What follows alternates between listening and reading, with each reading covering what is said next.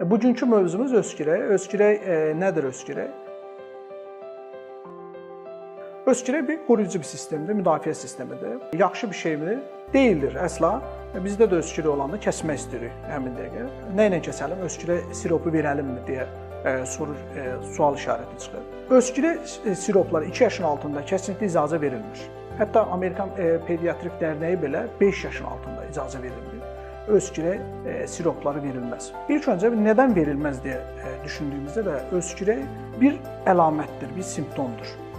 Öskürəyin bir xəstəliyin bir simptomudur. Hansı xəstəliklər də ola bilər?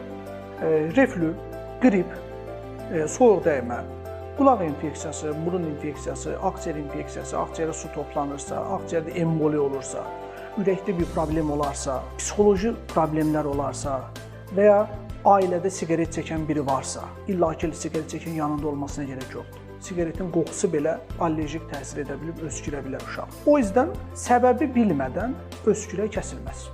Nə etməmiz lazım? Təbii ki, bir pediatrın müayinəsinə gedilməsi lazım, bir həkim müayinəsinə gedilməsi lazım.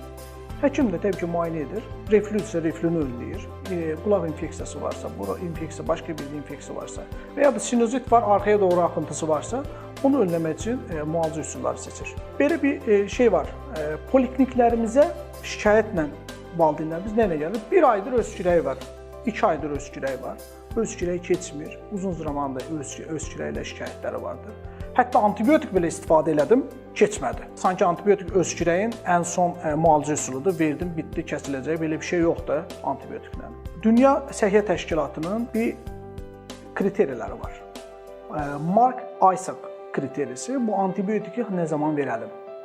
1. 38 dərəcə temperaturun üstündə qızdırma varsa. 2. Müayinə etdin, burada diqqət edirəm, müayinə etdin, yəni həkim müayinəsinə gedilməsi lazım.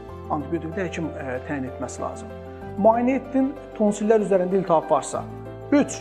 Müayinədə ağrılı limfa düyünləri varsa. 3. 14 yaş arası olması lazım və öskürəyin olmaması lazım. Buna diqqətə çatdım ki, öskürəyin olmaması lazım. O zaman antibiotikin təyini üçün düşünə bilərik. Təbii ki, bunu düşünə bilərik, bu %100 keçərli deyildir. Həkim müayinəsi önəmli şey olaraq. Nə zaman öskürək təhlükəlidir? Nə zamana həkimə təcil olaraq getməmiz lazım? 1.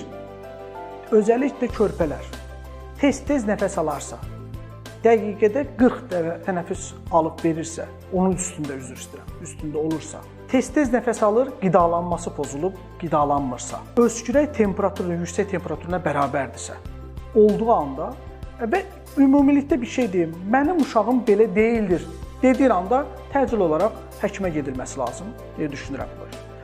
Ailələr evdə öskürək olduğunda nə edə bilər? Bu da önəmlidir. Təbii ki, evdə otaq temperaturunu 22-23 dərəcə tutmamız lazım. Quru olmaması lazım. Nəmli 40 dərəcə ilə 40% ilə 50% arasında olması lazım. O anda ana nə edə bilər? Ata nə edə bilər? Valideyn nə edə bilər? Təmiz havaya çıxarda bilər.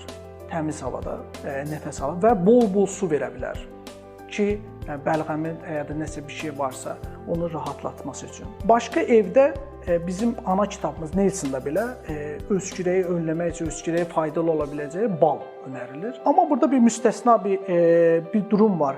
1 yaşın altında bal verilməz. Özəlliklə məsələn daha öncədən bala qarşı allergiyası varsa, o da kəsinliklə verilməz.